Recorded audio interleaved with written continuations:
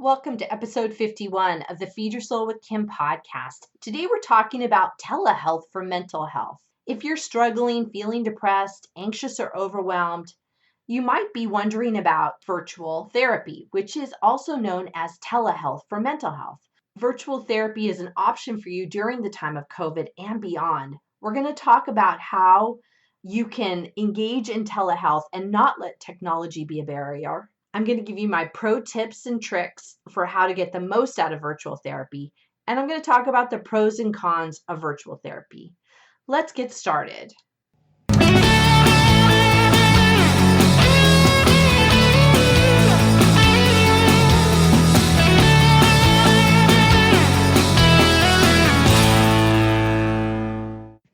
Welcome to the Feed Your Soul with Kim podcast. I am Kim McLaughlin and I am your host. I am a licensed psychotherapist, coach, blogger, and podcaster. I talk to people about feeling overwhelmed, frustrated, and overloaded, and it shows up in overeating and over dieting. I help people in lots of different ways, and one of the ways I help them is in my psychotherapy practice. I've been thinking that I don't talk about my psychotherapy practice much in this podcast because I can only provide psychotherapy in the state of California. And up until recently, I was only providing psychotherapy in my community in the Sacramento area. So I knew that there were people from all over that listened to this podcast that really wouldn't benefit from knowing about my psychotherapy practice. And that brings me to COVID-19. During this time, I decided to let go of my psychotherapy office. I've had that office for years and years. It truly has been a comfortable oasis for me to go to and for my clients to go to. And it was a really hard decision to decide to let it go. In the middle of March, when everything in our area in California shut down, I went totally virtual at that point in time, always figuring that I would get back to going to my office soon. But that never happened. And 1 month and 2 months rolled by, and it became clear that I wasn't necessarily going to go back to that office for lots of different reasons. And so I gave notice to let that office go. And last month, I moved out of the office, closed down everything in that office, and went 100% virtual for my therapy clients. And that has been a huge shift for me because I have been trained and practiced psychotherapy face to face. And I had considered doing some virtual, but not 100% like I'm doing right now. I have been talking about my psychotherapy practice and moving out of my office in my last few newsletters. And if you're not on my newsletter list, please get on my newsletter list because I give a lot of great tips and tricks and information for you about overeating and how to live your best life. But in that newsletter, I talked about letting go of that office, and I've got more mail from those newsletters than I have in years. And people were really resonating with the need to change things up at this point in time in all of our lives, and that we can make the best of it and actually make it beneficial for ourselves and for whoever it is that we come in contact with.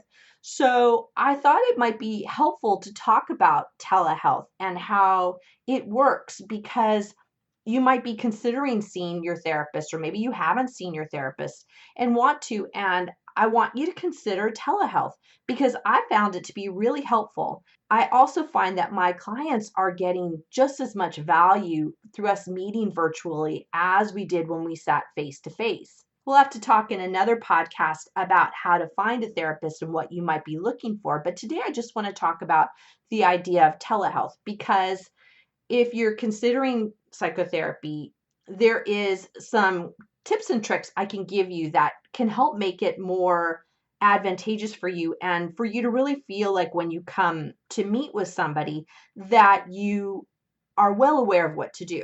So I'm going to give you some tips. First tip is about technology because technology is important. For me, I use either with the people I work with, they can use a computer or a smartphone. And depending on the platform that your therapist is using, you might need to download an app. for the people I work with, it's a really easy app that they download and they get to see me in a really secure manner. And I want you to be sure that when you talk to whoever's going to be your psychotherapist for telehealth, that you're clear that the platform is secure and that there's no option of people kind of coming in and hearing what you're saying. There have been references of people on Zoom or FaceTime or other unsecured platforms where you could have somebody listen in. The platform that I use is completely HIPAA compliant and nobody can get in and listen to what you're saying, nor am I able to record it. So it makes it really confidential, and that should be super important to you. Another thing I recommend is make sure that your device is charged, because I've had some times where people are challenged because they have to run in and find a place to plug their phone in because it isn't charged enough. So just make sure your device, or if you're using a laptop, make sure it's charged enough so that you can meet for the 50-minute session.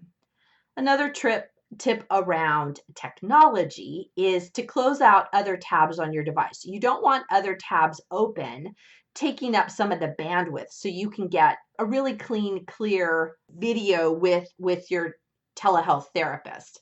Also, go to a place that has good Wi-Fi. Some people talk about, sitting closer to your router or plugging into your Wi-Fi, or go to a Wi-Fi hotspot, whatever you need to do to just make sure you have good Wi-Fi. I know it's tough on my clients when they're not in a place with stable Wi-Fi because they glitch in and out, and it makes it frustrating for them that they can't see me all the time, which leads me to another tip is to determine with your therapist if there is a glitch, what should you do? With the people I work with, if there's a glitch and we can't get back on, I tell them how to log off and log back on to get a better connection. Also, we're able to sometimes have us see each other over the video and we talk on the phone.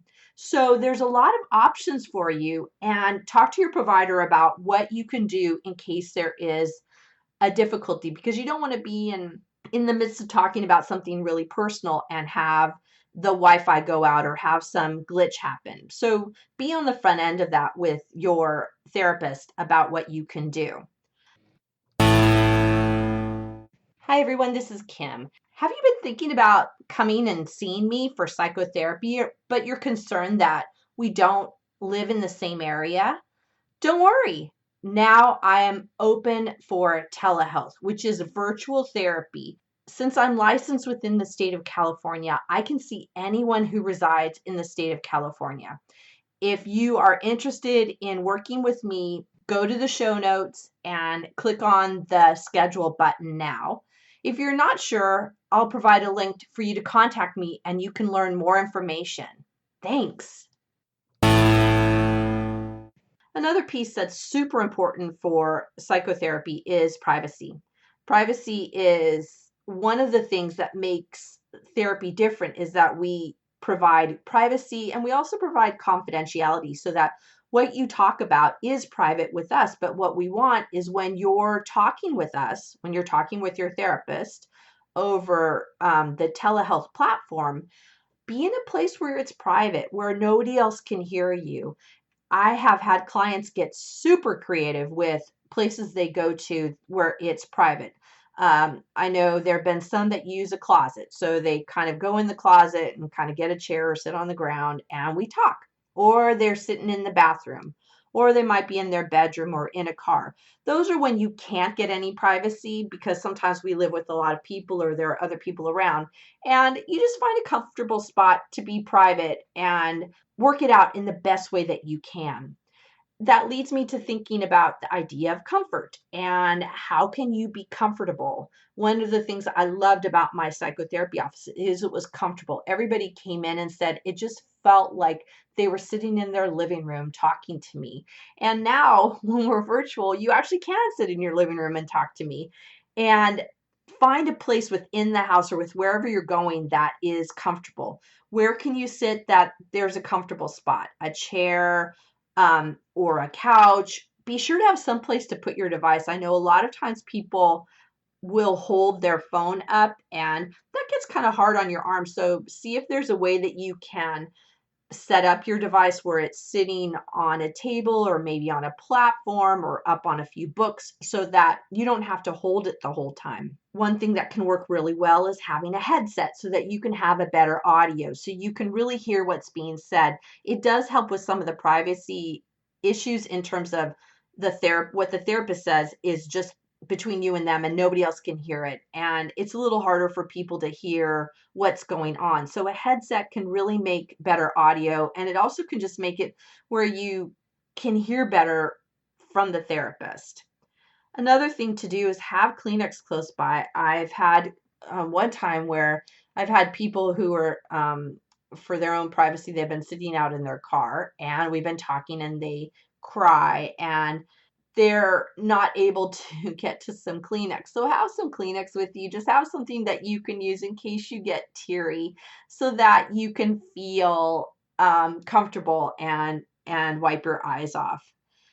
The last thing I like to do in terms of comfort is I always have water, coffee, or tea to drink beside me. It's really what you want. If you ask my clients, they'll probably tell you that I generally have a cup of coffee with me, or right now I have my iced tea right next to me. It's just what I like to do, so I always want to offer up and have you think about what drink might be comfortable for you to have while you're in your therapy session. And that's just something I like to have. And so I make that a priority for myself. While we're moving off of comfort, there's certain ways that you can use the equipment to focus better. And one of them is to turn off other devices. So turn off your television, turn off your alerts on your phone because they can be really distracting and you'll want to like scroll and look and see who sent you a message, or you might keep looking up at the television while it's on. But I suggest that you just turn it off. Treat this like you're coming into my office where we don't have a television, where we don't use devices, where we don't watch something else or look on our phone because we're sitting there and talking. And I think if you really imagine that this is about us getting together, just like we would if we were sitting face to face in my office, I think you'll think about it differently. And you'll not have your devices readily accessible to you. Another thing that helps you focus is just like if you were coming to my office is don't smoke, don't vape, don't drink alcohol. Those are things that can be distractions that I think it's better just to be fully focused on the session and not using those other kind of substances for you while we're talking. This would be just like I would ask of you if we were in the office not to do that. And I ask the same when you're not in my office, but we're working virtually with each other. If you have young kids at home and there's nowhere else for them to go, I recommend you do something like set up a game for them, a video game or a movie. I know that we don't want our kids on their devices all the time, but there is a need for you to have some privacy. And I found it's been really helpful when parents think in advance and have their kids occupied. Sometimes they will have a babysitter over and they'll go into another room and they'll be on the virtual session with me, or sometimes they'll go somewhere else, but sometimes there just isn't an option. During this time of COVID, I found that people are having a lot of difficulty with young kids because there isn't always an option for a babysitter, or you don't want to take them to older grandparents for them to help out for lots of different reasons. So just consider what you can do with the kids because we don't want the kids in the room while we're talking about your private, intimate details. When we look at all of these options for telehealth, I know that there are some negatives, and I also now, through my experience, I know that there are some positives to it. And the negatives have driven people away, some people actually, away from having telehealth. And I just want to encourage you to see if these negatives are so bad that you don't want to do telehealth. Because when you look at the negatives, maybe there's a way to mitigate those negatives in order to feel comfortable with telehealth. So some of the negatives have been a lack of truly being face to face. We're literally not in the same room. Although I gotta say, when I see people, like, they're fully there and I'm fully there with them, but we're not in the same room. And that can be difficult, which also can lead to a lack of physical closeness, not feeling like you're connected as much in that physical space. Another negative is that you want to go to therapy and be out of your home to have a different experience, to be out of your house and get that good feel of being in the oasis, like I said, my therapy office used to feel like. And that can be really, really tough. And I honor that. Another negative is we get into device overload. We're on kind of the Zoom overload, FaceTime overload, and it can be too much to feel like you're sitting in front of the device again, especially now that children are going back to school and they're doing school virtually. Also, many of us are working virtually, and there truly is this Zoom overload. So I acknowledge that and know that it's true. And I myself, in order to avoid that Zoom overload, I do things like sit in different chairs and use different devices to do Zoom so that I can not feel like I have an overloaded feeling. There's also a lot of positives to having telehealth for mental health. Some of them are, it's easy to use. I gotta say, it's an easy link. I send my clients on the morning of their appointment, I send them a link. All they have to do is click on that link. Boom, there I show up, or they show up into the room, so to speak, and I log in and then we see each other. It is so easy to use because it's just one link to get you in. Or at least my system is one link, I should say that. Another positive is that it's super convenient. You can be anywhere. You can be anywhere. I had some clients who weren't able to get back to their house, and so they did it from their car after an appointment because they couldn't physically get home in enough time. And it was great because we could still see each other. Normally, if I had been in the office, they would have had to call me and cancel, and they didn't have to cancel. That was good for them, is good for me. Another positive is that it saves time. Client after client after client tell me that they really enjoy saving time, and that this lack of having to drive from wherever they're at to the office, they don't have to get into traffic. They don't have to worry about the time it will take to get to my office to see me. That has been valuable to people over and over again. And people have even been telling me that if I ever do go back to being in the office, they want to continue virtual therapy because they love the time that it saves them and the lack of having to drive.